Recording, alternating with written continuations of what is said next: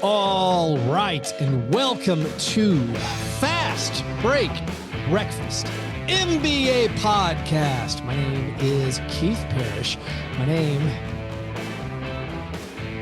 name is Keith Parrish, and I'm here once again with my buddy through the miracle of computer phone with Dave DeFore. Dave, how's it going? Great. I have no complaints. No complaints. Dave, I stumbled through the opening. I'm probably going to edit that out of the audio version. This happens to me. Like, I'm looking at you on my computer screen. Yeah. And I have notes pulled up on my computer screen. I also have iMessage on my computer screen. So like sometimes you get a pop-up text while I'm talking, and it really threw me. And so that was human beings actually don't multitask. They single task intermittently. It's like syncopated. Oh, there you go. Back and forth. Right? Yeah. Yeah. Here's the thing, Dave. You say that. Why you shouldn't look at your phone while you're driving. Can I tell you something that I don't know if I believe that, because my main profession is as a piano player, and my muscles maybe lock in to where I can play the piano, and maybe I'm not multitasking, but like I can play the piano and do other tasks. As in, I've played shows where I've watched NBA games while I'm playing a show. Like I have a NBA game up on the monitor. Honestly, having a conversation while playing the piano, for me, incredibly difficult.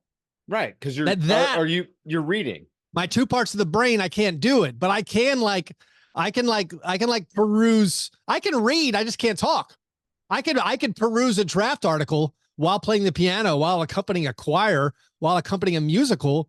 I can watch a basketball game if I know it well, even if I'm looking, if I know the music pretty well. Now, I would make the argument you're not actually, you may be viewing a basketball game. Yep. But like, what am I not seeing the play calls? No, I know what's going on. Sure. You could ask me questions about it. This is like when people tell me they watch 4 games at a time. Like, oh, right. No, you're not watching any. Yeah. Well, you're consuming. Unless you're keyed in on one, and then when that one goes to a break, you're all right, let me scan the other ones. But gotcha. That's not actually watching a game. I used to tell people when I played piano, for most of the piano work I would do, I would be like, most of it wasn't that hard for me. And I would tell someone, if I made a mistake, like when I make a mistake, it's because my brain, I was thinking about block charge calls. Yeah, I'm not thinking about the music at all. Like all of a sudden, my brain wakes up and I'm like, hey, we're in a song right now. And I'm like, wait, where are we? But I'd been playing it, but once my brain becomes aware and starts thinking about it, I'm like, oh, and then like I messed up and I'm like, that's my bad. I just wasn't paying attention. So that's what people do in podcasting. You know it. I mean, Keith, we've been doing this a long time. People do it. True. This is why, again, I have notes and I have iMessage and I have all that stuff. I hate it. Yeah. I hate it. Well, that's so I hear sometimes people, you can, like, there's the big time podcasters, let's call them the Paul Georges. Not really. No, but like the big time podcasters where they're like, oh, Bill Simmons said this and it was ridiculous. Or like he didn't Ryan Russillo made jokes that Bill's not even understanding that Russillo's making fun of him. I always kind of excuse that as Bill's doing a lot of stuff, like as the host, and he just doesn't hear it. Right. I don't think he's totally oblivious. Right. He's just, in my mind, like I've been there where I'm looking at something else. And like, I mean, Bill doesn't have to record his own shows, but like I'm looking at the levels and like I'm, so sometimes something else happens on my computer.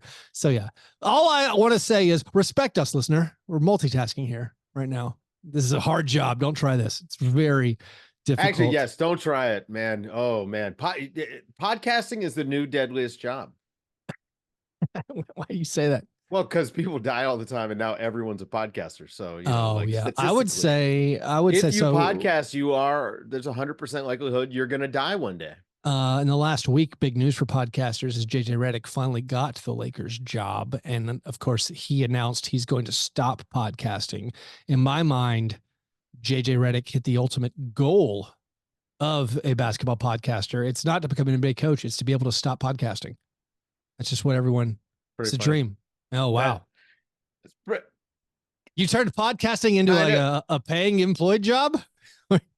It is. Speaking of, Dave, I'm watching the draft offline. All right. watching the. I'm gonna go to a restaurant and watch the draft at a restaurant. Yeah, you're working. I'll be working for 2 nights in a row for some reason because the NBA. Oh, it's gonna be great. 2 days of draft coverage. No, we've had Dave. We've had some days off. There was the Celtics had time to go to Miami and party, and then go back to Boston to have a parade. Joe Mazzulla got to catch a Red Sox game. Wait. They went to Miami? Yeah, they went and partied in Miami. Teams don't. It's the one time a year it's super nice in Massachusetts. And you thought they should go on go to Cape Cod. Go on a little sailing trip. Beautiful. Yeah, take one of those big old wooden ships. I think they like whatever they got over there. I don't want to generalize, but I think the players like having a celebration in some form of nightlife club situation. Sure. I don't know. They got their favorite restaurants and places to be. And I mean, we've had, who was it? I don't know, man. Was it the Cavaliers? It was the Cavaliers who flew the night of the finals when they flew to Vegas, like in their uniforms, right? Like they didn't even, that was the Della Vedova. Okay, but they pointing at the camera. They were the road team. Yeah. So they left. All right. They left. Right. All right. That makes sense. So on the way home, they stopped in Vegas. On the way home, hey, we're going to have a layover in Vegas. Just that makes sense. Okay, cool. Has anyone else? I feel like the Nuggets went to Vegas pretty quick after they won. I see very little of the stuff that the basketball is not bouncing. Okay. Oh yeah. I just see so little. Yeah, I don't pay attention to it once it's off. I will say this. I saw a clip of Jason Tatum from the Celtics parade. Yeah. And he was basically saying, this is wild. Like, all the people. That was kind of cool. Yeah, I missed that. I was watching movies. I was watching old movies. Dave, I've been watching Bad Boys. Bad Boys, the new one? I haven't seen the new one yet. You were afraid you'd be lost if you hadn't caught up on the first two. Well, I've seen the first two. They come out every 15 years? Well, okay, not quite, but now I'm thinking we're in our Fast and Furious stage because I watched the third one. I haven't seen the fourth one yet, so please no spoilers, Keith. Wait, there's 4? Yeah. I didn't even know that. Okay. Oh yeah, third one's very good. They hit a lot of. I thought they hit a lot of good nostalgic beats in the third one. I will say this, Keith. I had this idea, and I don't know if you're going to love it or hate it, but I did think about the show today. Yeah. And I saved this idea. We always get these director's cuts, and it's something insane. It's 4 hours. It's a four-part miniseries. I watched the Amadeus director's cut, Dave, this week. I didn't even know I was in for it, but I'm like, why is this 3 hours long? Like, it's the director's cut. This was what was on Netflix. But yeah. I didn't know how long Bad Boys 3 was. And it's that time of year where, like, again, there's no basketball games. I'm like working out extra. It's hot outside. It's sunny until, well after 8 o'clock. The movie finished up at, 11:20. I thought it was about 10 o'clock. Yeah. When the movie finished. I just had no concept of how long it was. That's a great review. No, time flew. It was good. No, it was good. Some of the scenes dragged on. I'm not a huge, like, for me, like the gun violence scenes is like, come on, man. Let's just can we get past that part and get to Martin Lawrence being funny? Yeah. I would like to see the editor's cut of some movies. Get rid of all the crazy stuff that the director wants in there. Or I need the editor's commentary on the director's cut. Oh, so I like that. Them do it together and just say, I really wanted to cut this. Oh, the reason I cut this was blah, blah, blah. You're the anti-auteur. No, I'm not. I think that being concise is so important. Just because it keeps things punchier and you don't have the superfluous stuff that's like, I don't know, just in the way. I think there's a balance, and I as a non-film expert, I'm always curious what that balance is. You hear horror stories of the studios mangling great films like Terry Gilliam's Brazil or like Blade Runner. They're like, we have to have a narration to explain to everyone what happened. And you have all these, like, the studio took the film away from Orson Welles, and the lady from Shanghai is now indecipherable. And so there's that. But then there's also, like, with the advent of streaming services, it's like so-and-so Netflix gave whoever a blank check and hands off final cut. And you're like, whoa, this needed an editor. Because let's streamline this baby. Yeah. Keith, the original Star Wars trilogy, it's not as good without the editor. I mean, the editor makes that movie. Oh, yeah. And then you have the new ones where you're like, oh, it was much better not seeing all these things, leaving it to the imagination. Yeah. So anyway, that was just a thought I had that I thought that you might appreciate. Listen, you are anti-director, pro studio. You would like you would like AI to shave. Not necessarily. Listen, Dave, just all you need to do is go into Netflix and increase the speed of your film. You can watch Once Upon a Time in America at 1.5x speed. Listen, I watched Godfather 1 and 2 back to back. Dave, I watched 2010 yesterday. This is 2010, the year we make contact. It is the sequel to one of the greatest films of all time. 2001: A Space Odyssey, Kubrick's classic, which he was apparently given the green light to do whatever he wanted with because he helped fake the moon landing. That's one of my favorite conspiracies. Yes. How did this get made? How do they spend so much money on this very avant-garde sci-fi film? It's like, well, if you fake a moon landing, the government will give you a big check.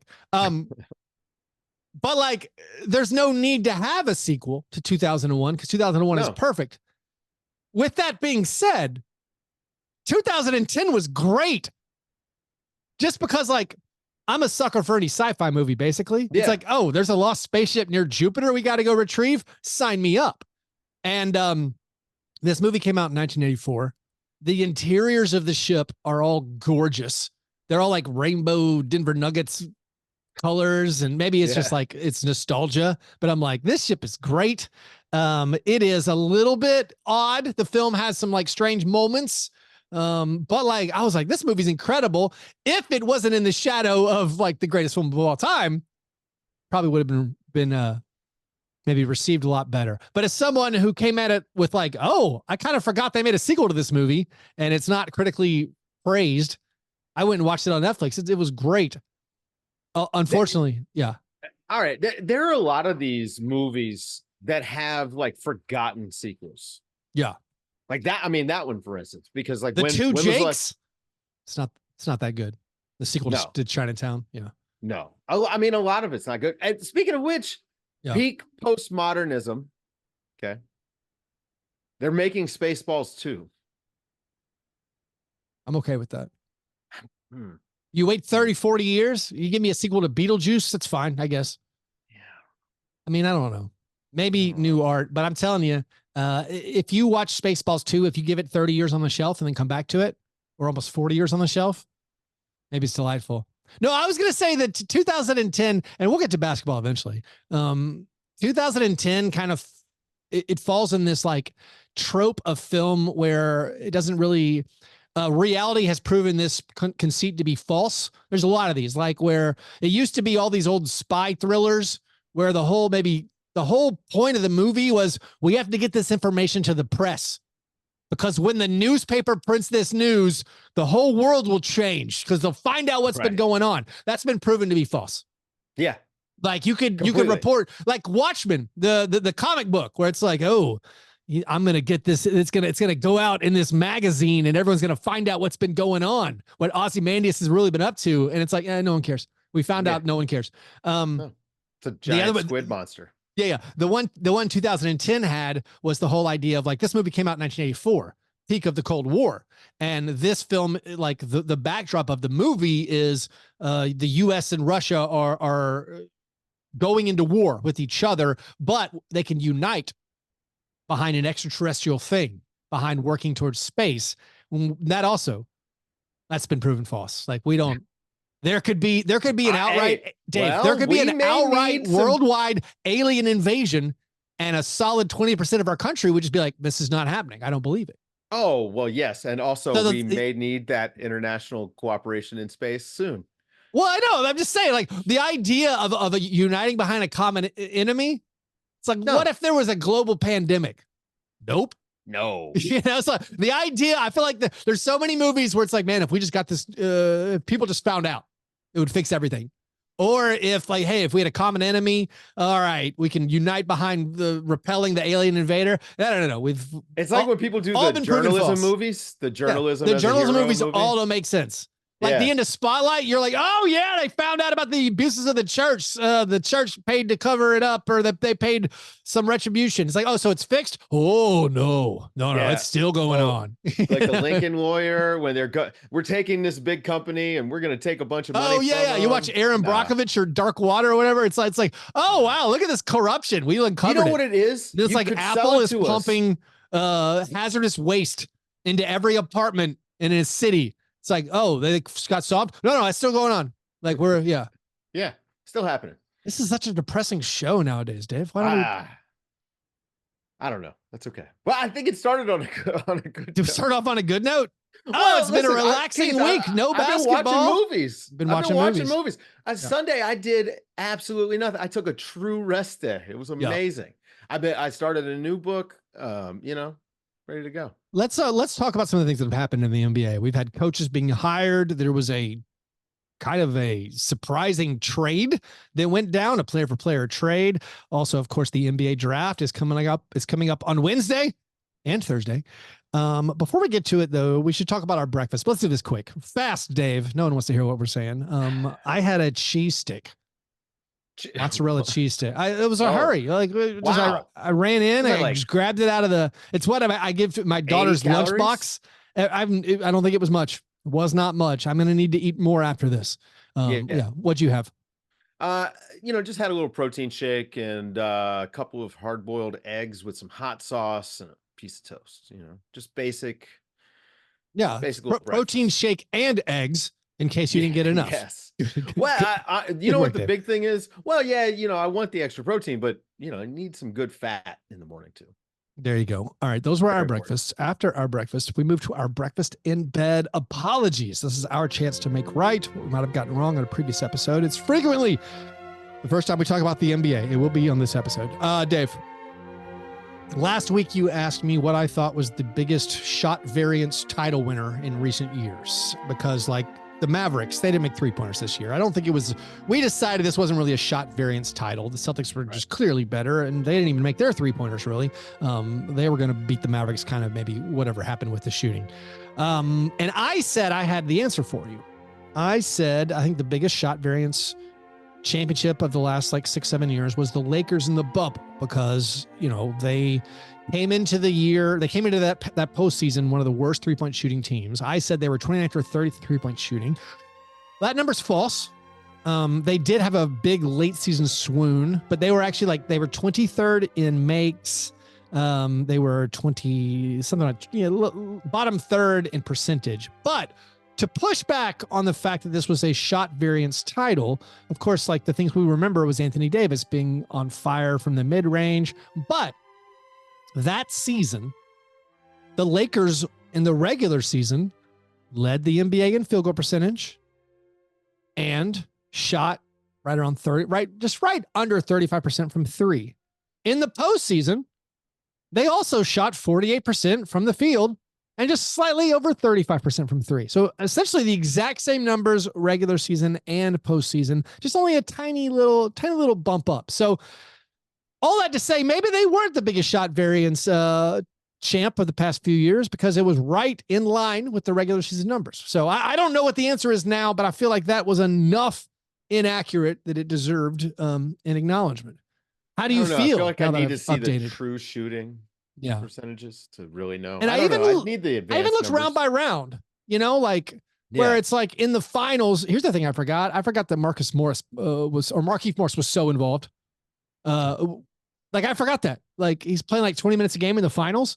But in the finals, Rondo didn't hit his shots and KCP didn't hit his shots, but LeBron and AD did. So it was just it's a give or take. So, whatever. Apologies for maybe misremembering some about that title run and for misrepresenting the Lakers' regular season 3-point shooting stats in the 2019-2020 season.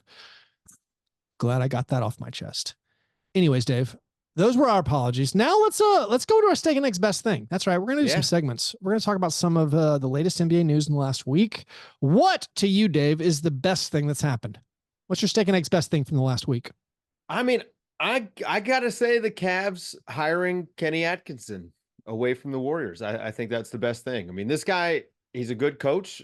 We know what he did in Brooklyn. He's really close with Karis LeVert. Is that good or bad?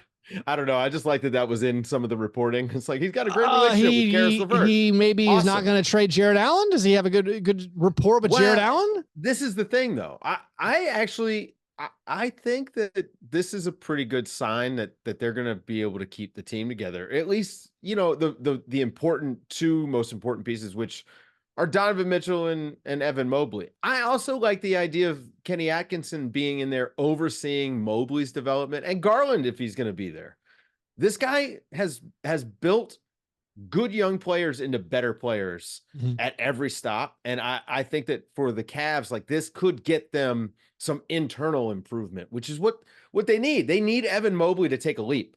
It was not Bickerstaff's fault that Evan Mobley is not a much better player. But with that being said, he didn't help create an environment that created the player they needed him to be. And I think Kenny Atkinson can do that. And he's clearly going to be empowered to do it, which who knows what the previous regime, like what their sort of power structure was like. So I just think that this is a little bit of a better situation for Cleveland going forward. And, you know, also good for Kenny Atkinson for not winding up in Detroit. So the Cavaliers, of course, last year did need Evan Mobley to be a little bit better. They also like just flat out needed Strus and Yang to hit some 3-pointers. Oh yeah. But like, you know, maybe Kenny's going to fix that. Maybe if they do keep their core around. The Darius Garland piece seems to have little to do with what the Cavaliers do now. It seems to be up to Clutch. If Donovan Mitchell stays, if Clutch is like, we got to get this guy out. Like, you know, are they going to request some kind of trade? Very cool business. Yeah. Fun business. I hope they trade. If they're going to trade him, I hope he goes to San Antonio because he'll get a ring before they win. San Antonio is going to need Reed Shepard handling the ball. No, I'm telling you right now, Darius Garland and Victor Wembanyama would be must see TV. Kenny Atkinson took this contract.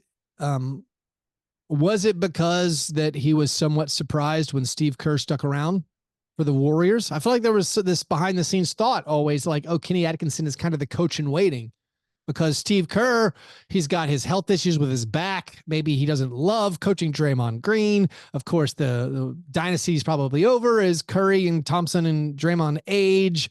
But then somewhat surprisingly to me, at least, you know, Kerr gets the big money contract extension. And so maybe this was because Kenny Atkinson had, I feel like, was it the Charlotte job? Yeah. Where he accepted it and then it's like, you know what? Never mind.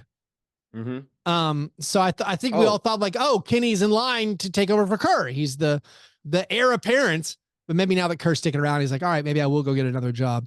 And the Cavaliers, it does seem like a juicy opportunity. Yeah. I mean, listen, anywhere but Charlotte, to be honest with you, I feel bad for Charles Lee. I hope that situation is not as bad as it has been, you know, as the new ownership sort of takes over, but the last year was not good.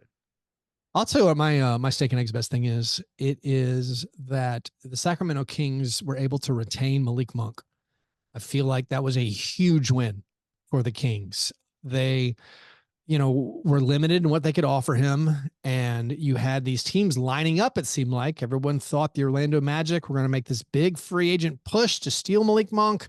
The Sixers, of course, have all this cap space, and their fallback plan, I think most people thought their fallback plan was chasing Malik Monk down if Paul George didn't want to leave. And like Malik Monk, you know, maybe he's best served as a sixth man. I do feel like he kind of lost his rightful sixth man of the year award to Naz Reid, but like, Monk is just such a dynamic scorer.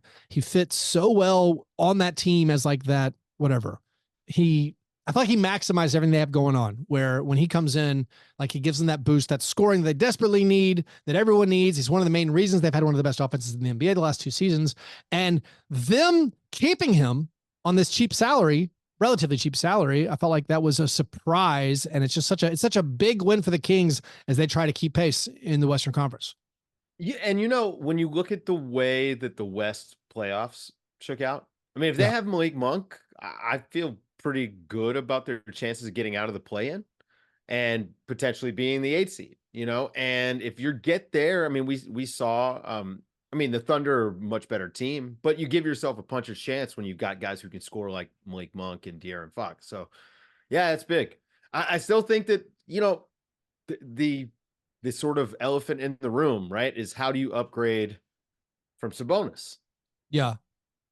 I'm confused about the Kings with one aspect of their like team building currently. I mean, I like that they kept Monk, and of course that's a huge win, because if he'd left, they basically would have been bargain shopping, because they wouldn't have had many avenues to improve their team. But now there's all this reporting that they're trying to make win now moves. They apparently attempted to get Alex Caruso. They offered the 13th pick in this year's draft for Alex Caruso. They were, of course, rebuffed. They have signaled they are interested in trading the 13th pick for win now players. They also, by the way, this is where I get more confused. They're willing to trade Kevin Huerter and Harrison Barnes for win now players. In my mind, Kevin Huerter and Harrison Barnes are win now players. Right. Those are like very solid 5th, 6th, 7th men around elite players. If you have Fox and Sabonis surrounding them with these really good supporting players, so that part I was a little confused about. Like, what do you mean by win now player? Harrison Barnes is not a win later player. They need a more win now player. They need a better win now player. Yeah. A player that can win is what they're looking for. Okay. For winners, but I just don't know how they're going to upgrade necessarily. And again, unless they're not only willing to move those picks, I think Davion Mitchell has to be on the table. I mean, if you're Chicago, would you have turned down Davion Mitchell and the 13th pick for Alex Caruso? I have it on good authority. I feel like they did do that. Maybe it wasn't. No, I don't know. Just a pick. Okay. Because see, I think that Chicago they would have had to match the salary. Talent. You don't think they would have done that? You don't think the Kings, like, they're not saying, oh, you can't have Davion Mitchell, you can't have Keon Ellis? I don't think that's the case. I don't think so, but you don't know. I'm not sure that they've got the assets to move up in the West. The problem is the West. It's not necessarily Sacramento. Yeah. If Sacramento can move to the Eastern Conference, we're talking about, 4 seed, or at least they're battling for the 3rd or 4th seed. I just think that the West is just it's the degree of difficulty is too high. Like, they can't make a trade for Paul George. They don't have the pieces. I mean, we can talk about the Paul George thing. It's very, very interesting. If Paul George does that opt-in, if he does an opt-in in trade, they could start racking up the salaries to match. I believe, with Huerter and Barnes and whatever else. But like, it all does kind of go back to the first thing you said, which is like, Sabonis maybe isn't good enough, because like they're a team like the Grizzlies, like my Grizzlies, and like most teams, where your ceiling is your best players. And their ceiling is how good do Fox and Sabonis play. I kind of feel like there's a universe out there where maybe you can surround Fox and Sabonis with enough players where you could somehow find your way into the NBA Finals. Like, you get the right matchups, everybody healthy. This finals is a good example. If you could get Derek White, and if you had, Kristaps Porzingis or Al Horford, okay, all of a sudden these dudes, like, it's 5 pretty high level dudes. It makes me wonder, like, what is the win now player that fits alongside Sabonis, and it maybe is Porzingis. A guy like Porzingis, maybe that would have been the one, but even still, that's kind of not your ideal maybe perimeter defensive setup. I mean, the other thing is there's the new CBA. Like, this is like going to be the first full test of how good these teams have a handle on trades and stuff in this new CBA. It could be a very wild summer. Like, we could see some really weird trades. I mean, I'm not going to do the sources thing, but I will do the big eyeballs emoji in real life, because, like, I mean, there's stuff that I've heard that already is kind of out of left field. So they could get in the mix on one of these guys that we haven't heard about. The thing with the CBA that is really bugging me is we've already seen it be credited for parity. And like, Adam Silver's like, oh yeah, the new CBA, it's going to cause every team to have a chance. And for me, that is such a misdirection for its intended purpose, which is to give the owners the out not to spend a ton of money. Like Ballmer wants to spend money. You know, the Warriors were down with spending money. Ishbia's down with spending money. But these punishments have gotten so just punitive, I guess. Like they're so harsh for like the second apron stuff where it's basically like, we don't care if you want to keep the Celtics together. We're going to make that as hard as possible for you. And I don't like that part of it. Like maybe that does give the smaller markets a better chance to compete. But I don't believe that was the intention. I don't believe they were like, I also don't believe it's going to work. We have to help the Pelicans. Like we have to make sure the Pacers and the Grizzlies have a chance. I think they're just like, hey, I really don't want to spend that much money. Can you make it so everyone accepts that, oh yeah, I can't go over the second apron. Like they'll freeze my draft picks. You don't want your draft pick to be frozen, do you? So yeah, that's the part I hate about it. But also it's probably not going to really work. I think it's going to work. We'll see. Like the Warriors. Yeah. The Warriors, by the way, they kept Kevon Looney. We got bad intel. There might be a beat writer I'm not happy with, but so that they guaranteed the contract of Kevon Looney. Now it comes down to, are they going to let Klay Thompson walk? Or are they going to waive Chris Paul? Chris Paul, they got to make a decision on him basically in the next week. And I think most people were assuming they're going to let Chris Paul walk just because unless they can work out a Paul George trade, or then they guarantee that deal, you send Chris Paul back to the Clippers. Goes back to the Clippers. That's that matching salary. I mean, Chris Paul for Kevin Huerter and Harrison Barnes, who says no. You get a little Harrison Barnes reunion in Golden State. But I do think right now, those second apron things, that's going to, I think, unduly influence the decisions the Warriors make. I don't think they would have made maybe these decisions. I think they would have kept spending, but maybe I'm wrong. Maybe the Lakers had a limit, and they're saying, I think you got to win. I do think that there is a point, unless you're Steve Ballmer, I think that there is a point where you do have to win in order to spend. But also, okay, I think you're right. But also another part of the second apron thing is I think the way it's going to impact NBA, the players themselves and their pocketbooks, is it's going to be the stars. It's going to be Paul George. It's going to be whoever it is, Steph Curry, when he ever signs the next contract. If that, they're going to say, hey, Steph, like, obviously we would love to pay you $80 million a year that you're now, whatever your option for, 2030 or whatever it is. But they're going to say, but man, we've been over the second apron 2 years in a row, and we'd really like to re-sign so-and-so. We'd really like to give Jonathan Kuminga a bigger deal to stay. So can you take less so we can retain? And that's been the model in all kinds of sports. The NFL, like, oh yeah, Tom Brady's playing for less so they can keep this receiver or whatever. And I don't know, that part of it was. I think you're likely to see the middle class get squeezed. Oh yeah. Rather than anyone. You're right there. There's going to be our experience here. I do think, you now have like the top tier class, like let's get into class warfare in the NBA collective bargaining agreement. We've always had the star class. I mean, this is why we saw the change for the old guys to allow them to get more money when the old guys were running things. And now the middle-aged career middle-aged guys ran things to set themselves up pretty well and squeeze out the guys behind them. And then it'll be their job when the guys in the middle work their way up and squeeze out the guys behind them. I mean, this is just like, you're right. You are right in the fact that when we hit free agency in a week, you're going to see a lot of guys miss out. Like if you're a shooting guard or a center, if someone offers you a deal, you probably should take it. Even though we say like shooting is the most important thing in the NBA, like you saw it last year with Malik Beasley on a minimum, Eric Gordon on a minimum. Honestly, I was stunned that Drew Eubanks turned down his player option on the minimum, where it's like, son, you're a big, and you're like clearly a 11th through 15th man big on a roster.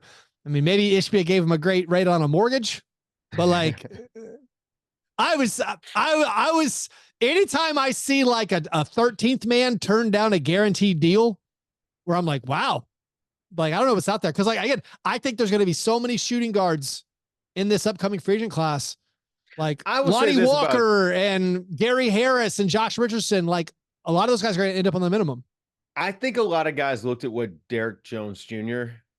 did this year. And that's a good blueprint. Go find a fit for you.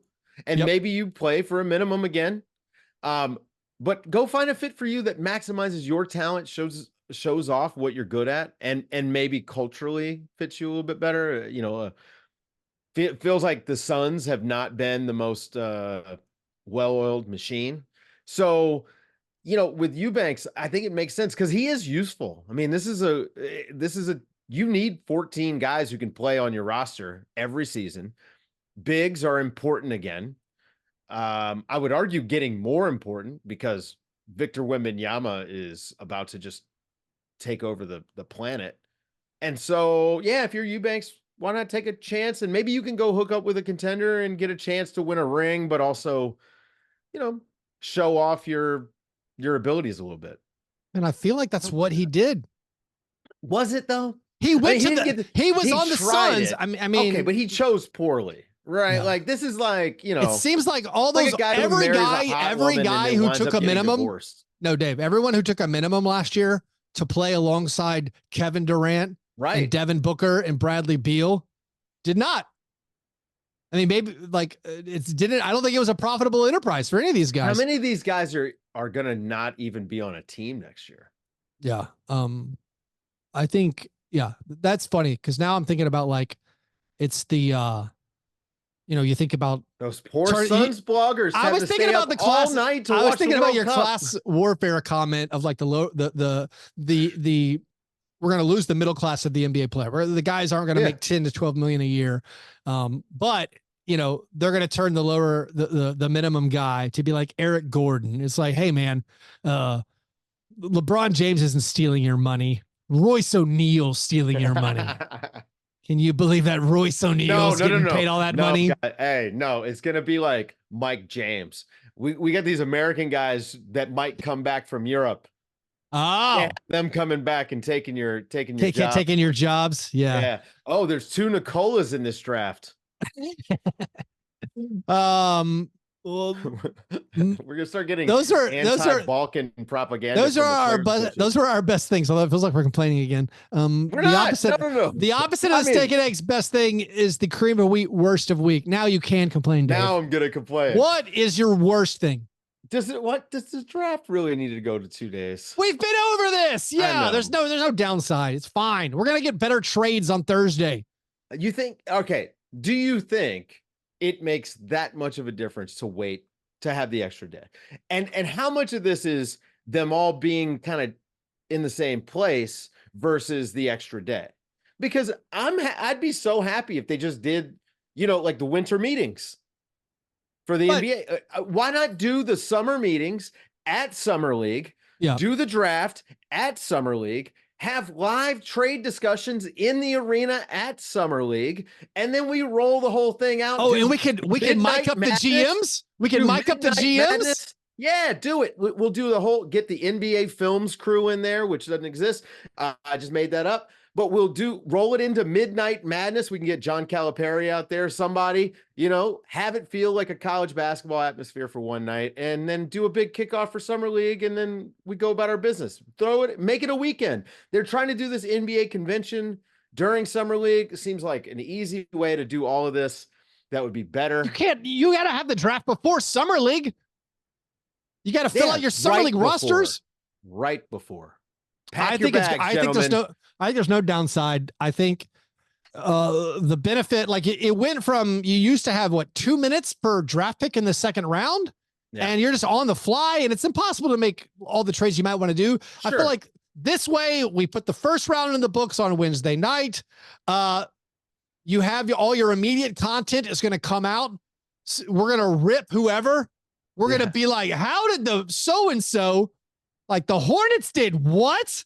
And then they're going to have a solid 18 hours just to be like, we're getting torn apart, guys. We got to win the second day of the draft. We got to make a move. We got to trade up for the Raptors 31st pick. We got to get the first pick of the second round and really make a big, whoever it is. By the way. Yeah. I have an angle on this. What is it? We've been talking about how it's the worst draft ever. We've been talking about getting locked into these bad contracts. Yep. They're not bad contracts, Keith. Because they're short. Yep.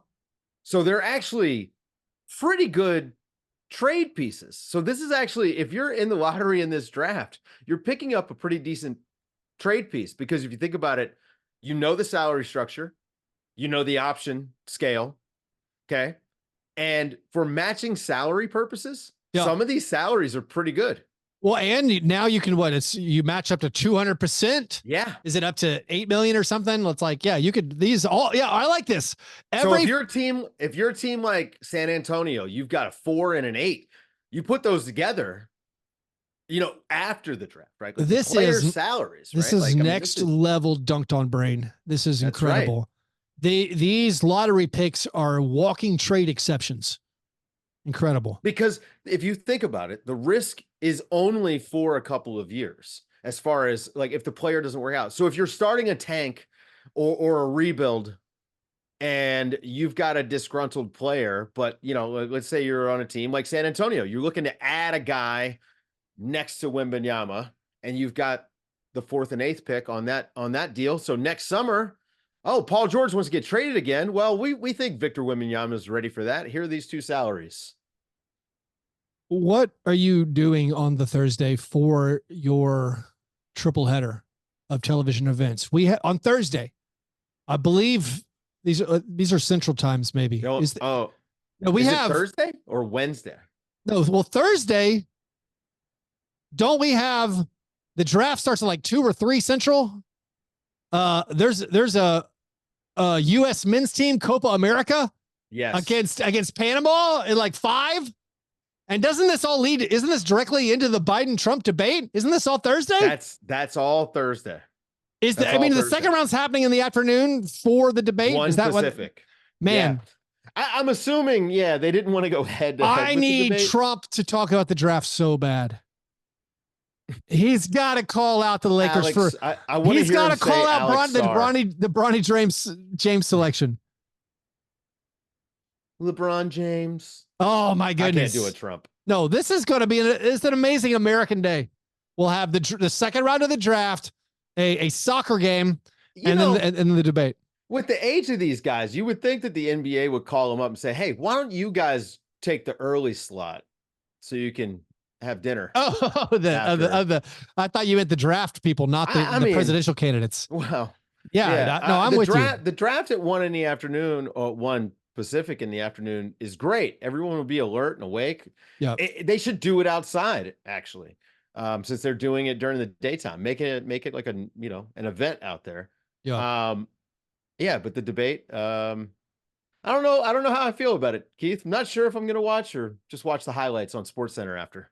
Oh yeah. No, I'm going to watch the highlights. My worst thing, Dave, like I've seen that show, is the poor Chicago Bulls and their fans. I cannot come up with a zag take, a counter to the consensus take of being in favor of the trade that the Bulls made. I feel like if the reports are like, maybe you wouldn't trade Caruso for the 13th pick. Maybe you're like the 13th pick in this year's draft. Who cares? But it sounds like there are already reports that someone had offered a top 10 pick for Caruso. We know people had offered multiple first round picks for Caruso. I don't understand then turning that into Josh Giddey on the last year of his rookie deal. Like that's pretty gross. And I don't care if Josh Giddey is just still only 21. I don't know exactly, like, is Josh Giddey significantly better than Kobe White or Ayo Dosunmu? Like, those guys in my mind are like okay guards. Those are okay guards. Yeah. Josh Giddey is a 21-year-old okay guard with shooting problems. And like, I don't understand defense problems. I don't understand. Like, I mean, even if you value Josh Giddey that highly, you knew I mean, you knew the Thunder basically had to move him because they were never going to re-sign him. He was played off the court in the playoffs. Also, the lack of getting anything back from the Thunder, where the Thunder have more picks than they can use, literally, and the Bulls being like, no, we're good. Like the idea that the Thunder wouldn't have done this trade without including their worst first rounder from even next year. Even if they don't want Caruso. It's incomprehensible. It makes no sense to me. Caruso's just straight up the better player. Yeah. So in my opinion, like just for day one of next season, Caruso's the better player. It doesn't make any sense to get nothing with Josh Giddey because he's not a starter for the team that's trading him away. Like this is not someone they value. All the rumors are they're looking for a new home for him. That started in April during the playoffs before he got benched in the play. I mean, it's a weird thing. And also like we happen to have a lot of tape on Josh Giddey. That shot's not coming around. He doesn't like to finish. His handle's really not that great. He's big. Can't play defense. I don't know, man. It's a weird choice to me. Also, when you look at just their roster, and I don't know what the Bulls are doing. Like the Bulls, maybe they're finally bottoming out. It's so funny how much you and I are like opposed to tanking, but the Bulls are a team where I'm like, no, it's cool. You can tank for 1 year. That's fine. Like honestly, you maybe should not try next year. The Bulls were, I appreciate like how hard they tried to, like number one, they played desperate basketball to make the play in. They were a lot of fun without Zach LaVine. Honestly, they were tough. They lost a lot of close games too. I mean, they were in it in a lot of these games. Well, they actually, I mean, they were the clutch Bulls. Yeah. They won so many clutch games. I think they might have outperformed their actual talent level with how many clutch games they won. But they have DeMar DeRozan. I mean, come on, man. Like Kobe White, a horrific fit with Josh Giddey. Yeah, horrific, awful. Yeah. So I have to guess like this is it, right? This is when they'll trade LaVine, they'll trade DeRozan, they'll move on from Vooch. I think the LaVine trade is going to happen. I think like to me, it feels like the Sixers are going to get into the LaVine business when Paul George doesn't go anywhere. But either that, I think the Lakers are going to end up with like LaVine or DeRozan. I think somehow the Lakers could make that occur. I feel like the Lakers have decent enough matching salaries. Redick's going to coach with math. Well, I mean, that's going to be unstoppable. Everyone knows math can't be beaten in the NBA. Math equation for that. I love that the hiring of JJ Redick, he will be the person to finally push the Lakers to have an analytics department. Wasn't the Lakers? Am I remembering this correctly? They have an analytics department. At one point, the Lakers analytics department was Mark Madsen, and he had like a paper notebook. That was like a literal thing. Maybe I dreamed that. I don't feel like I dreamed that. I don't know. Maybe. I think back in the day, it was like, yeah, Mark Madsen has a folder where he has some numbers written down. No, I do think they're going to move on from one of those guys, but like, I don't know. It seems like I'm not saying it's likely DeRozan moves on. It feels like the most likely thing is DeRozan stays. And then to have Giddey and Kobe White and DeRozan, that's weird. And then like you can't move Vucevic for anything. Vucevic has no value. So yeah, I'm lost with what they're doing. I think luckily the flattened lottery odds should maybe give them an okay thing next year though. A team in Chicago just shouldn't be that bad. I mean, it just doesn't make any sense to me. Michael Jordan, by the way, historically, like every year that the Bulls stink, he should get another like accolade. Yeah. Yeah. So what do you think's going on with Paul George? That's a good question. As the street cleaner goes right by my window, so I'm not sure if it's getting picked up. It's funny. I think that he's going to podcast about this. I think that that's what we definitely know is that he's going to sort of podcast about this all week. Well, he cost himself money podcasting about it, but he's got to juice those numbers. But he called out Daryl Morey on his podcast. Whoops. Oops. But did people listen to the podcast? Get out there. Is that able to offset? Is his earnings from the podcast offsetting any potential fines? I mean, you heard JJ talking about the content industry, you know? I didn't actually. Paul George is okay. Paul George is just fully entrenched in the content industry. I expect him to wait. The deadline's Saturday. He's definitely going to wait. Either he's going to try to time it out with the draft, or he's going to wait until the weekend and try to, you know, be ahead of free agency. But like, you know, think about it. It's like, it's a content drop. I just don't know what the end game is for him. Is he trying to get, look, the way it's been explained to me is he's trying to get leverage to get a max contract with the Clippers. Right. And they obviously haven't offered him the big contract. Yeah.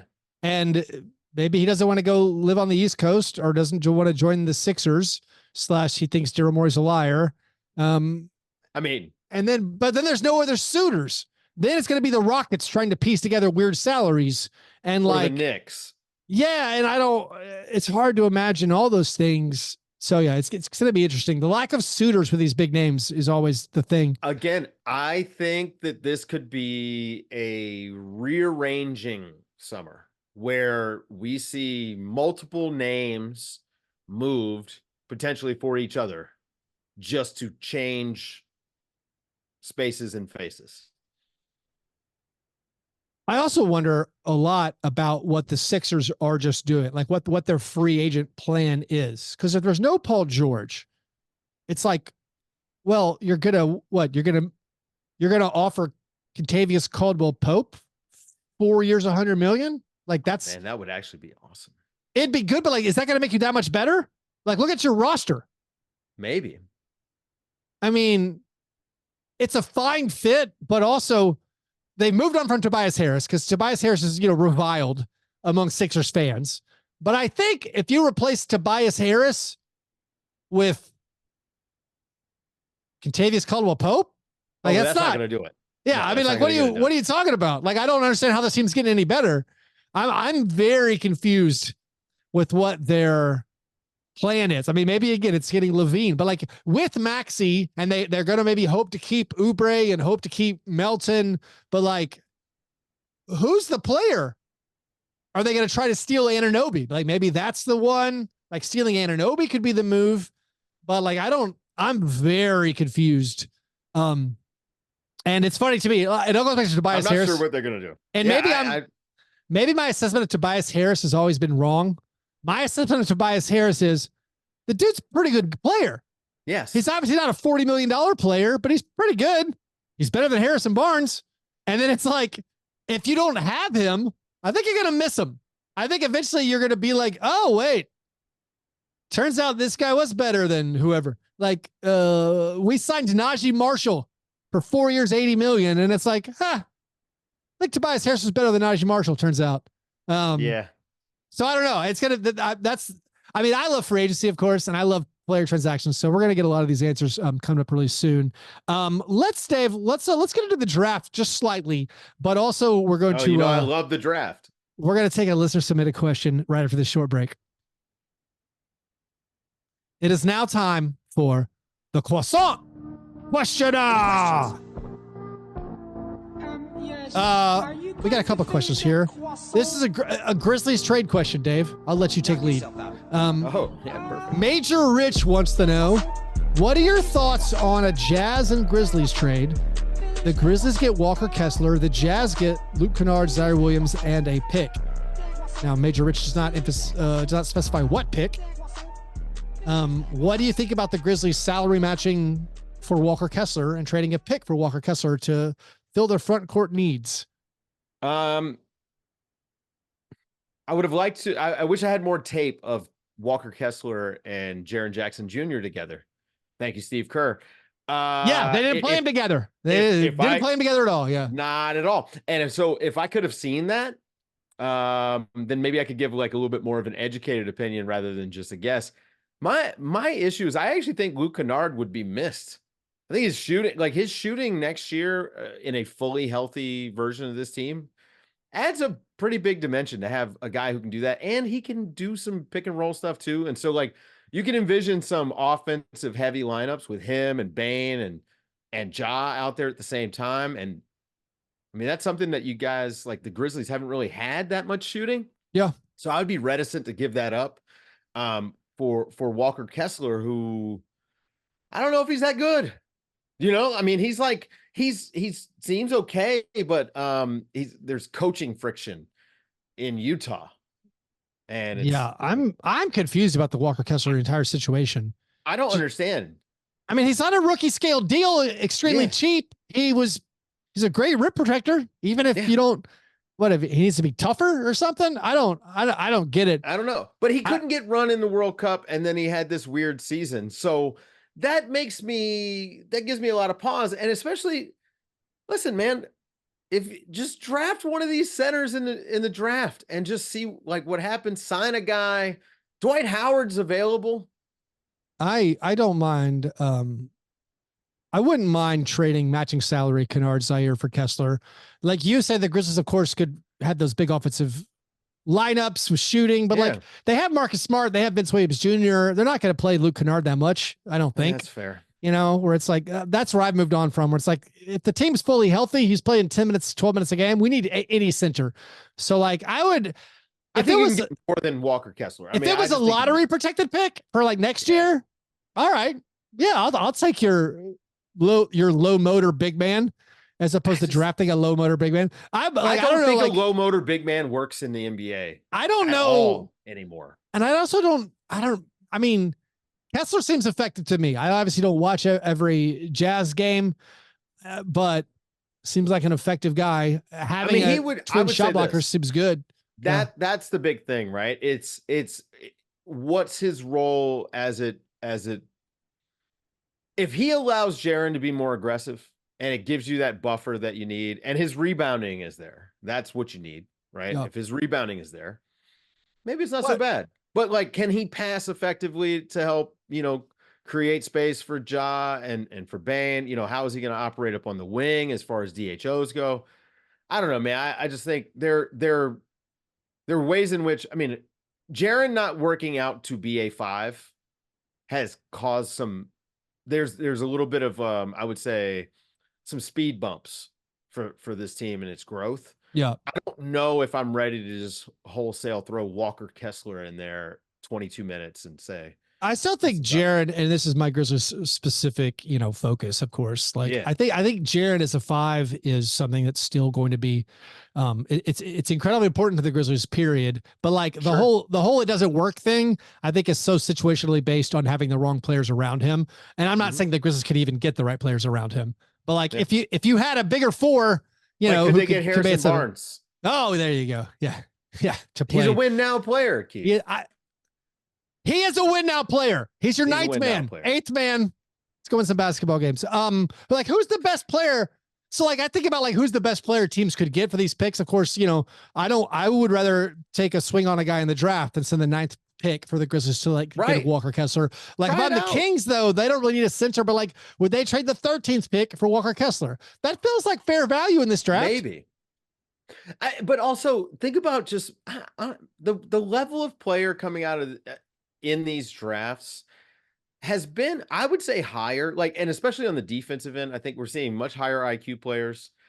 We've seen bigs last season, and maybe that's just an anomaly. Like we can't count Victor Wembanyama, but Chet right away, really good defender. Derek Lively right away, really good on both ends. So there are guys that are coming out every year that are like rookie role players essentially, who are ready to step into bigger roles. I'd be willing to give it a shot. I mean, and this draft has a couple of big centers. This Klingon guy, a lot of folks like him. So you mentioned the rookie role players. Here's what this is my opinion. And of course there's a certain level of ignorance I always speak with when I'm talking about the draft. I don't feel like you can ever know which one of the rookie role players are going to be ready. There's some where you're like, oh, this guy's ready to help. And like, he's an older draft guy. He's going to step right in and be pretty good. Like a Chris Duarte. And you're like, Derek White. And then there's other guys where like Brendan Plajimski stepped in and helped. But like, I don't think anyone thought he was going to be able to come in on day one. and like displays Klay Thompson in the starting lineup. And so like, you never know. Like in retrospect, people are like, oh yeah, I should have seen that Jaime Jaquez could have been ready from day one. But I'm always like, no, because there's always guys you draft who you think are older and they're going to be ready, and then they're not. Here's a draft question, an important draft question from Magnus. What are your favorite names, literally, in this draft class? He's not asking about players, just what are your favorite names? Okay. Dave, you said you went through and looked at the draft list. I'm struggling. I don't like that many of these names. None of them call out to me as like, oh, that's a fun name. Ones. All right. Who are your favorite names in the draft? I assume you're going to take mine. I only have one. Reed Shepherd. Oh, you like that name? Sounds like an astronaut. Sounds like a Fantastic Four character. Yeah, well, that makes sense. But it sounds like an astronaut, right? Like sounds like okay. Reed Shepherd. Well, he was Alan Shepard, Apollo 14. Oh, he's a nepo baby astronaut. That's it. Yeah, in my head, I'm like, okay, I like Reed Shepherd. Very all-American. That's it. Yeah, he does. Reed Shepherd astronaut. That's more of a football name or a baseball name, I would argue, than a basketball name. Not a lot of Reeds. I'm getting kind of like I don't know, Reed Shepherd and his role in January 6 was, it feels like maybe like a separatist. I don't know. Wrote some manifestos around the Oklahoma City bombing. All right, I'm sorry. All right, what's another name you like? Display in an FBI warehouse. Bub Carrington. That's mine. That was the obvious one. Who doesn't love Bub Carrington? It's a perfect name. Perfect name. Is it short for Bubba? And they just started calling him Bub? I don't know, but I love that name. That's good. Yeah, Bub Carrington's the best one easily for me. And Keith, this one, this guy's like he's a fringe second round guy. Like he might go. Okay, kind of cool. LeBron James Jr. Cool name. Very interesting. Man, keep thinking like the idea of who is going to step up and take Bronny. Man. No, that's a good one. No, here. All right. So you said hold on. This idea. Can we talk about the selling of drafting LeBron James and how Rich Paul's going around basically saying, well, we want him to chase his dream. Okay. Cool. I also want him to chase his dream. Yeah. That's it. I think Bronny James. Nobody doesn't want him to. I think Bronny James might turn into a useful NBA player. And I think if a team with multiple second round picks takes him, that makes sense. The idea that like Clutch has put out there that he's not going to sign a two-way contract is wild to me. And the fact that they're trying to force him to either the Suns or the Lakers is wild. What I want, just for drama, just for my pre-soccer match, pre-debate Thursday drama, is I want a team to take him. It's not the Suns or Lakers. And then I want to see if he refuses to sign. Like they will retain. Listen, if I'm the Grizzlies, because again, the world my brain only runs around my team. And if I take him with the 57th pick and he's like, I won't sign a two-way deal. Cool. I'm going to use my two-way contracts with somebody else. We can revisit this next year. But we still have your draft rights. What about a draft stash with? Yeah, it's a domestic draft and stash. Yeah, cool. You're going to work out and age another year. Great. We'll revisit this next season. We're not going to pay you. We have your draft rights. It's just crazy. That plan works for me. That this is a fringe second round pick. That is, like we're watching this agency exert leverage because of who his dad is. And again, the nepotism thing, and I understand that genetically there's certain gifts that you get, but the biggest thing is that as the son of an athlete, you have so many political advantages along the way. Yeah. When it comes to rankings and all these other things. And I feel like that's just enough of an advantage. And so look, I'm rooting for the guy. I feel bad for him, because I would never, ever allow, any of my offspring to be treated the way that he's being, in my opinion, used. It's an unbelievable amount of pressure also. Yeah. And then this is also the story of the draft with the negatives of having the first pick of this draft, where you're possibly unfairly burdening a guy who isn't quite number one material. Right. And the Hawks have to have like, oh, well, Reese Shea is not that good, but he's his whole life, he's going to have to fight you were the first pick of the draft. That's tough. Darko. Yeah.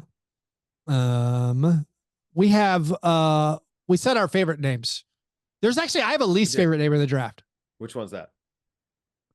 Johnny Furphy. Saying Furphy makes me uncomfortable. I don't know why. Furphy. It just kind of Furphy. It feels weird like when I say it. Dry. I don't like it. Furphy. 2 F's. It's wrong. I don't like saying Johnny Furphy. Yeah, that's my least favorite. I got a question. Here's a question from Keith. Who plays more minutes in their NBA career? Donovan Clingan or Zach Edey? I'm going to say Clingan. I think because I think if Clingan goes to a bad team, he'll probably play early. Edey is, when you look at the projections, it looks like he's going to be a little later. Maybe Memphis is going to take Edey. But here's my thought. Everything I read about Clingan, health concerns, foot concerns, played low minutes at UConn. Yeah. Apparently, also Edey doesn't look bad athletically. Edey's a horse. Apparently, he's like unstoppable. Like I'm not saying basketball wise. I'm saying like no health concerns whatsoever. Just a tank and huge. So like Edey can't teach. How many years has Boban been in the league? Not saying Edey's going to be Boban, but of course with the size, that's like the natural comparison. Boban has been in the league forever, is what I'm saying. Right. Boban has had an amazing basketball career. Edey could be in the league for forever. It's about physical conditioning and motor, Keith. Now, Boban, the motor was 100%. It just was the speed was like quarter speed. That was his 100%. But he was so gifted offensively with touch and then being a good guy. So Zach Edey, just go ahead and start working on your stand-up routine. Get really good at cards.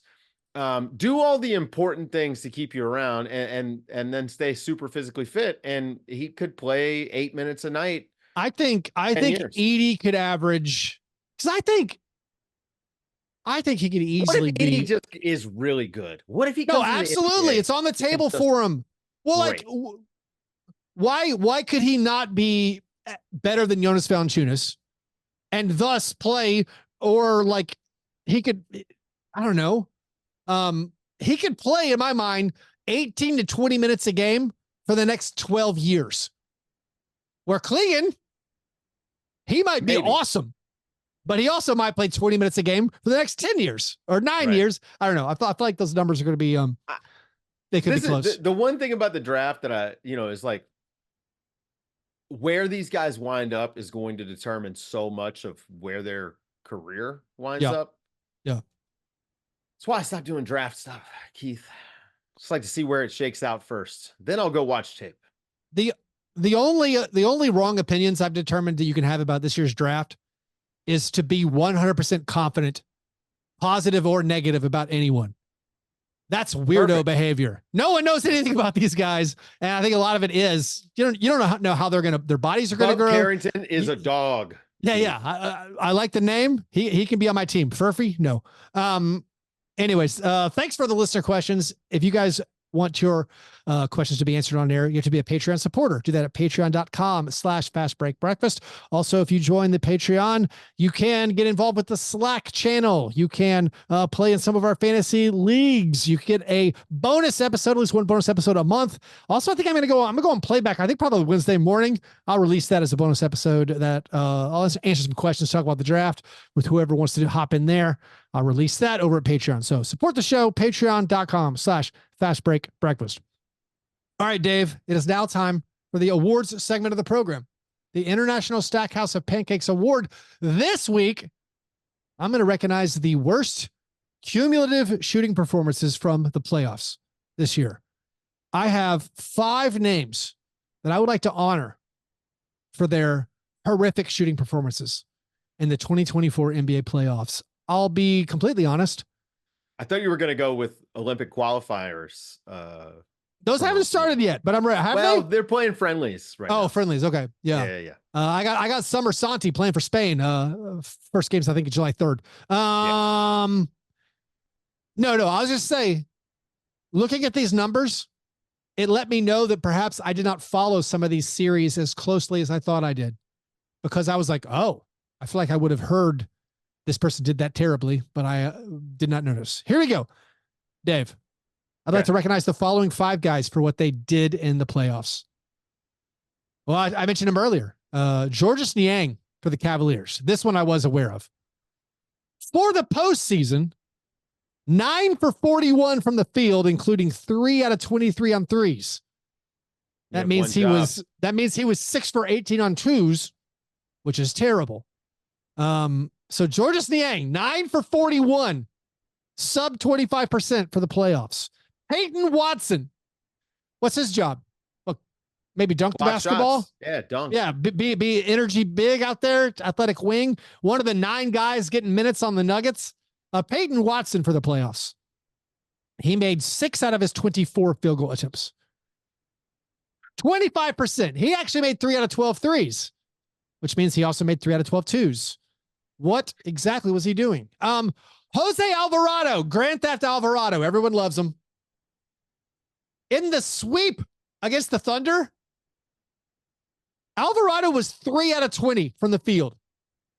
1 for 14 on threes. The man shot 15% in that playoff series. And was in their best lineups in the series. He was in their best lineups in that series. Yeah. Oh, man. Awful stuff. Also, Cole Anthony. The Magic took the Cavs to 7 games. Cole Anthony, who is supposed to provide this offensive spark for the team, 13 for 41 on field goal attempts, 31.7%. He made 2 out of his 13 3-pointers. And finally, this did not go under the radar. Russell Westbrook, just an acknowledgement. He had a great, if I remember right, it was a great game 1. Really good game. Excellent. 1. Clippers won. But for the series against the Mavericks, he was 13 for 50. That's 26%. Had 10 assists and 10 turnovers. So to you 5 guys, horrible work. But incredible. Congratulations for being honored. By the way, the Alvarado one is just a killer. The Nuggets, yeah, I'm obsessed with the Nuggets, and I follow them so closely. I was just re-looking at their stats for the playoffs. I mean, they blew a 21-point second half lead in game 7 against the Timberwolves, but the whole stats, they played like 9 guys. Aaron Gordon made shots. Jokic made shots, maybe not even up to his normal standard. Michael Porter Jr. was up and down, but basically, had good stats. Everybody else, Jamal Murray, 40%. Jamal Murray has gotten somehow just completely no blowback. Yeah. Because Anthony Edwards was so incredible. And then Anthony Edwards, of course, had a rough conference finals. And so everyone has already moved on and forgotten about Jamal Murray. But Jamal Murray had a rough one. So Jamal Murray's shooting stats for the playoffs, 40% from the field, 31.5 from 3. KCP, who's going to get massively paid, perhaps stolen by the 76ers. He shot 39.5%, 32.7% from 3. Reggie Jackson made a third of his shots, was 33% from 3, or 33% from the field. Yeah, of course he did. Justin Holiday, 31% from the field. I already told you Peyton Watson was 25% from the field. That's 5 of the 9 guys who played. Justin Brown, Holiday not mentioned. Came in because Peyton Watson got benched. So the supporting cast on the Nuggets did not do their job. Anyways, Dave, I think you need 6 or 7 starters now, is what it is. You honestly do. I mean, yeah, you kind of do. And if the Nuggets are they're going to be in the, I guess you call it the bird rights trap. Like, you got to keep Kentavious Caldwell-Pope, because if you don't, you lose them for nothing, and then you're in trouble. But yeah, I don't know.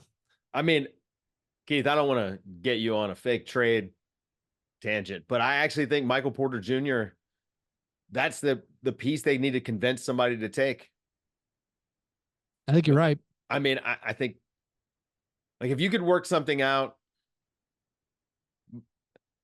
I'm not sure who you could get, but the problem is getting with the Warriors to get Kevon Looney as a backup. Like, maybe it's a Clay. Like, the one thing I do feel comfortable about this draft is there's going to be some backup bigs that, like, I think everyone with the organization wants Deron Holmes to fall to the Nuggets at 28. Like, But yeah, I think there's going to be bigs. There's going to be bigs available on the free agent market. They got to get some of there, but they just got to get some wings who can do some stuff.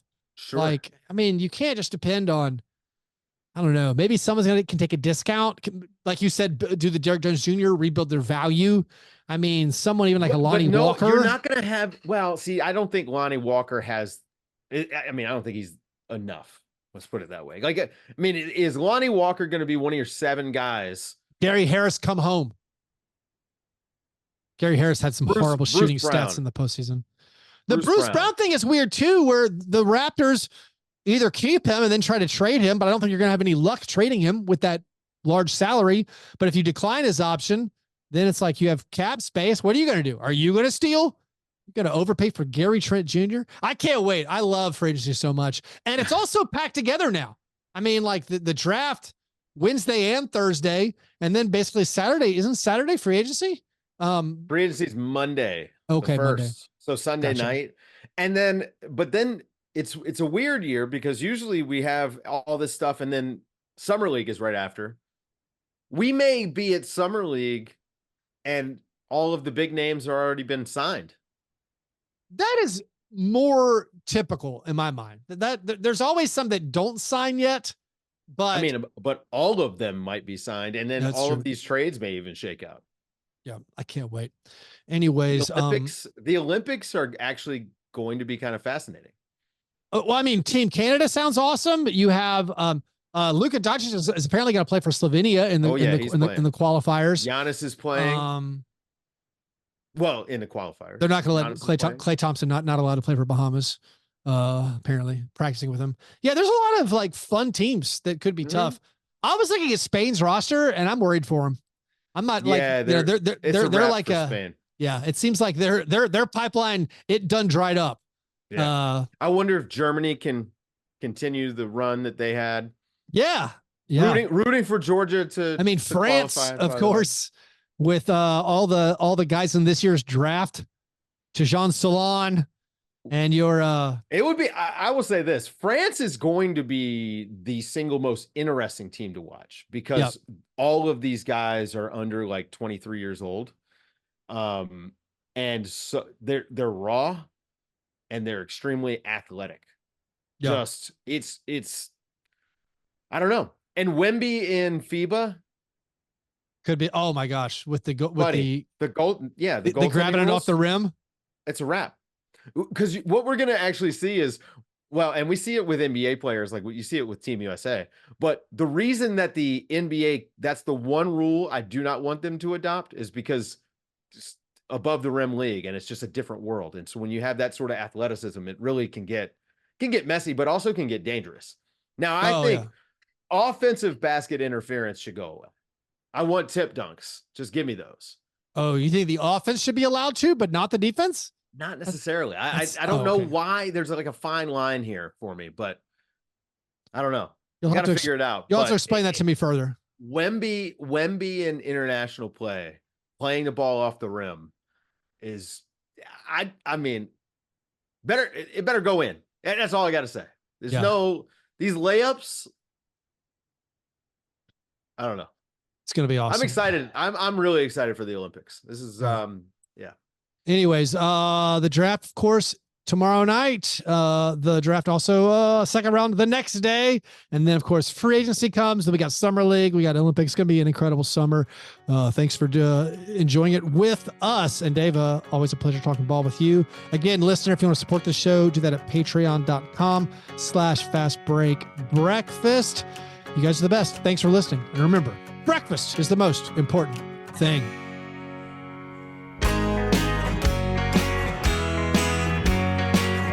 Yeah, never apologize for being G&G. Fastbreak break, man. You understand?